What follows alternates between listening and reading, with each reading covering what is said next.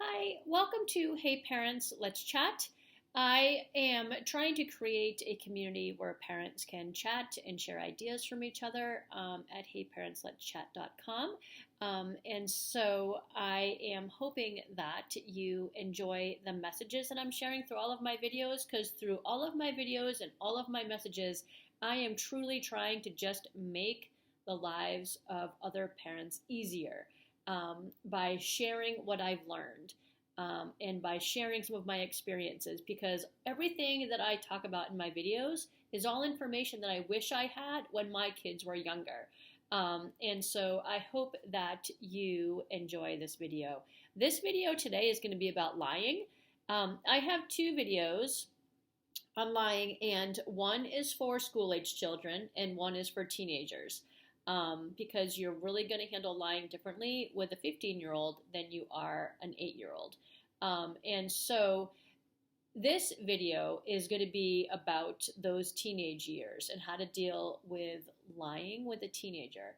And so one of the things that I want to say is that I have a link for a resource. And it's a great article that just talks about the developmental stages when kids are lying.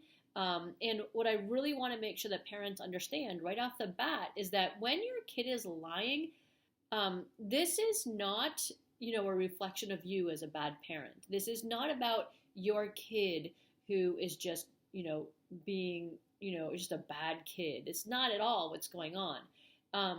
Kids literally go through developmental stages. Much like when you have like a baby, a 9-month-old who's in a high chair and they're throwing things off of it, making a mess all over the floor. And we get frustrated as parents. Why are they throwing things? Why are they making a mess? It's really not them making a mess. It's them going through a developmental stage. And I think that when we as parents understand that, we can sit back and we can actually address it with a little bit more patience. So, parents of teenagers, this is going to be one of those times where you're going to want to have a little bit of patience, which is not always easy with teenagers.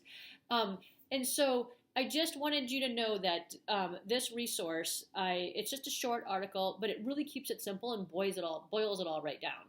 I'll put that link at heyparentsletschat.com. If you click on the Lying for Teenagers video, right underneath the video, there'll be a link for this resource. You're going to find that there's a ton of information out there. If you just Google, lying with kids or whatever, there's going to be articles that you can read and videos that have been made. And I'm just going to be keeping it real here. I'm going to share with you a strategy that we used in our house. And I'm pretty sure you're not going to find an expert out there telling you to do this, but frankly, it works.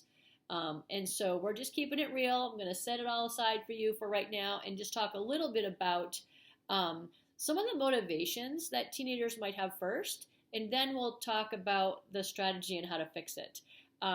When you have a kid that's lying, they could be lying for a variety of reasons. They could be lying to get attention. They could be lying just to get out of something. Frankly, I think that most of the time that's what they're trying to do.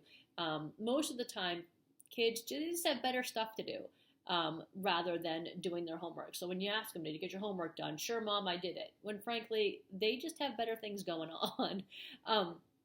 And so that could be one of the reasons. It could be that they're trying to save face. And it could be that they're trying to protect a friend. It could be that they're trying to protect themselves. It could be that they're trying to protect their privacy. And these are all reasons that teenagers might be lying, which are different than school-age kids, right? School-age kids, they have different reasons for lying. But once you get into those teen years, their reasons for lying and their motivations become a little bit deeper. And so you really want to think about why your teenager is lying first. And I'm not saying that you should ignore the lying. I'm thinking that two things need to be happening here. The lying definitely has to be addressed. In my mind, when kids are lying, it needs to be addressed, but then we also need to be a little bit more self-reflective as to why are they lying in the first place. And as parents, maybe there's something that we need to do to adjust. So, for instance, You might have a teenager that is saying, "Oh, I am going to go out with my buddies," and then you find out, oh, they have gone out with a girlfriend. And so you need to address the lying. That cannot be ignored. But it's also a chance for us as parents to be self reflective, where we might be like, I wonder why they felt they needed to lie to begin with. And so, as we're being self reflective, if you are living in a house where you've got certain rules, then perhaps we need to be a little bit more flexible with those rules. If in your house, for instance, it was there will be no dating until 16, but your kid is exhibiting behavior that's showing that they're ready for it, maybe at 15 and a half. Okay, perhaps we need to be a little bit more flexible with our rules. And so these are just things to consider. And any time that a teenager is lying, you really want to be thinking about what their motivation is. And then you can self-reflect as a parent while simultaneously addressing the lying. Because again, that can't be ignored. Then they're just going to think that they can get away with it. So, there are a couple things that I want to point out when it comes to lying. There's a couple things that you just don't ever want to do. Number one, you don't ever want to reveal your sources and how you know that your kid is lying. In my experience, I don't ever want to have a false accusation. So whenever I go to, talk about a lie, then I want to make sure that I am correct. I've done a little investigating, but I'm never going to reveal my investigative techniques because then they're just going to learn, then I need to get better at that. Another thing that you want to make sure that you don't ever do is use this phrase. I can tell by the look on your face that you're lying. Well, because then all that's teaching them is they need to have a better game face next time. And we don't want them to teach them to be better liars, right? So those are just two things to always make sure you're not doing. Don't ever reveal your investigative techniques, especially if you're learning from a friend. Like, say, for instance, your child's friend told their parent about something that you did.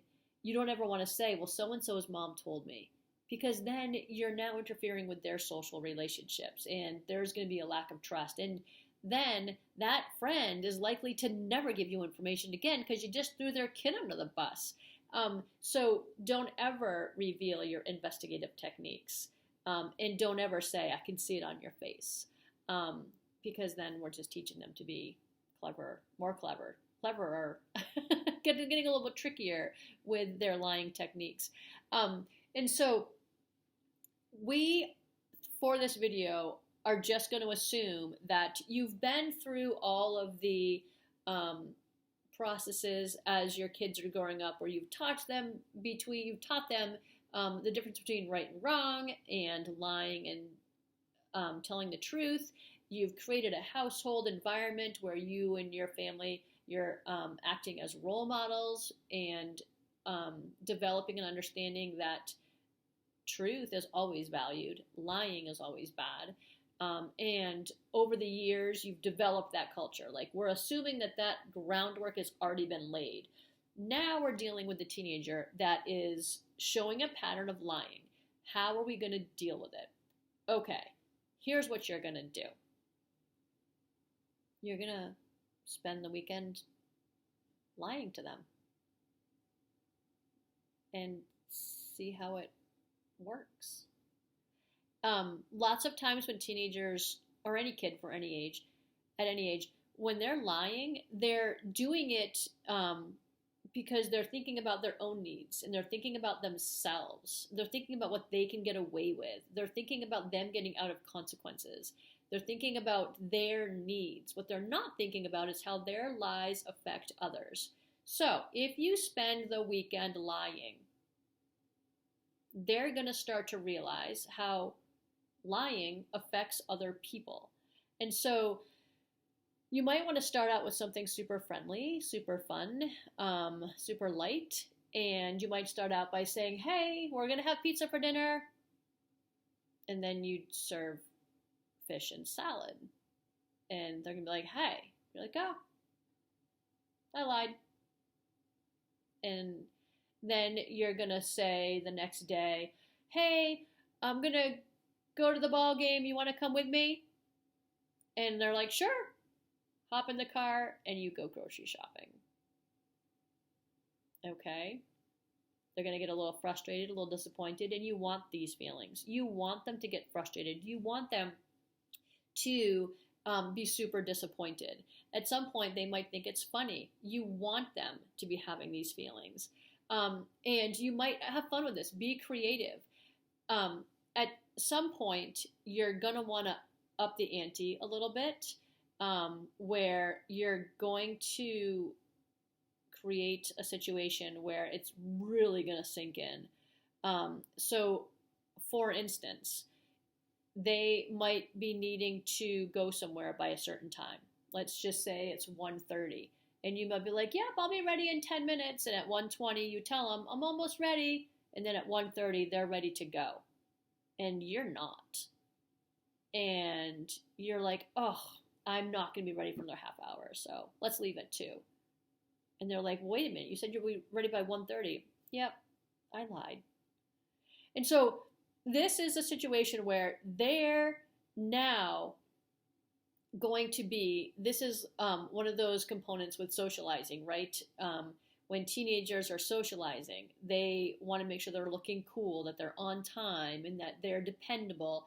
And so now that you're going to be late, you're making them late. So you're making them look bad socially. This is going to hurt. And you want it to. Because they need to realize that lies affect other people. And so let it happen. There might be another time when they perhaps need to be picked up from school or a sport.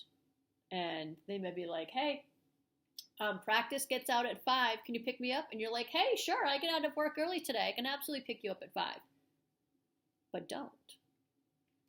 And again, this depends on the situation and considering safety parameters. And this is something that you want to do, being considerate of all of these factors, but you might be 10 minutes late. And depending if it's a safer environment and they need it to sink in a little bit more, be a half an hour late. Let them sit there. And then when you do pick them up, they're going to be like, I thought you said you were going to be here at 5. And you're going to be like, yeah. Isn't it frustrating when you can't depend on someone to tell you the truth? And they're going to have that sink in. And depending on, you got to kind of go with their flow, depending on their mood. At some point, you're going to need to have one of these processing conversations where you do say to them, isn't it frustrating when someone lies to you? And isn't that disappointing? How does it feel? And then you might really want to point out to them that trust is super important in a relationship. And with trust, there are privileges. If we can't trust each other, then you're less likely to have privileges. If we can trust each other, then I'm more likely to give you more freedom. But I can't give you freedom if there is no trust. And so then you can have that conversation with them and it will sink in a little bit more. And so this was how we handled lying. And this was after a pattern of behavior showed us that it was necessary. And you are going to want to deal with the lying on an individual, circumstance basis.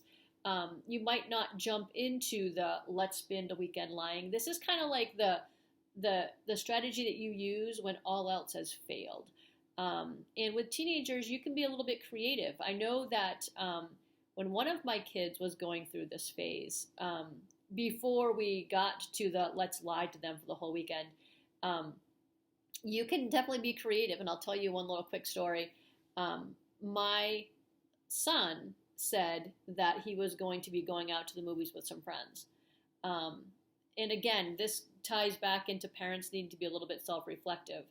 At this point, we were not allowing dating. So he told us he's going to the movies with friends. We're like, oh, okay, we did the whole parent thing. Who are you going with? Where are you going? When are you going to be back? All of those good things. And he told us everything we needed to hear.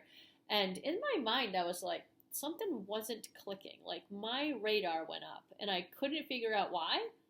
But I thought, I'm just going to look into it. And so he went out with his friends. And I decided I'm just going to drive around town. And in the town where we live, it's a small town. Drove through town, and I happened to look into the window of one of our restaurants. And I looked and I saw a familiar face. I'm like, okay. So I called up my husband. I'm like, hey, honey, how about Chinese food tonight? Sure. So I ordered Chinese food, and I went to the Chinese restaurant where my son and one of his friends and two girls, it was a double date, were sitting and having Chinese food across the street from the movie theater. So, and I placed my order. I went in, picked up my order, and made a point of making eye contact with my son. And before I left, I absolutely went up to that table and had a conversation. Did not have a conversation about his lying or anything like that. It wasn't to make a scene. It wasn't to do anything other than relate to him. I know what you're doing, and you're not going to get away with it. You've been caught. That was it. Just wanted him to hear and see that message. And I didn't even need to have anything said. He got it. And so at a different time, we were later, the next day, we were able to address the lying piece.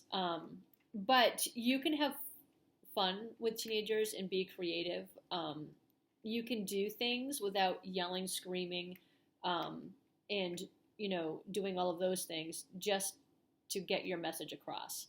And so I hope that this has been helpful for you.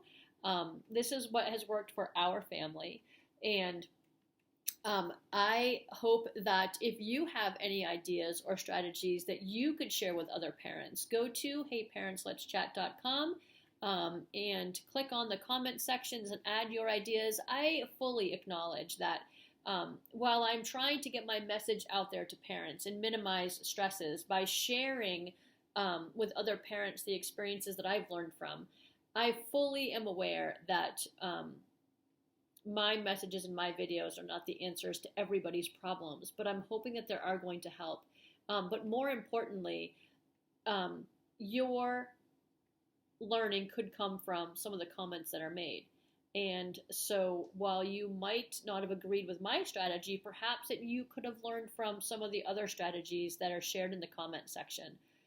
Because I really firmly believe that as a community of parents, we can learn from each other. We are the experts.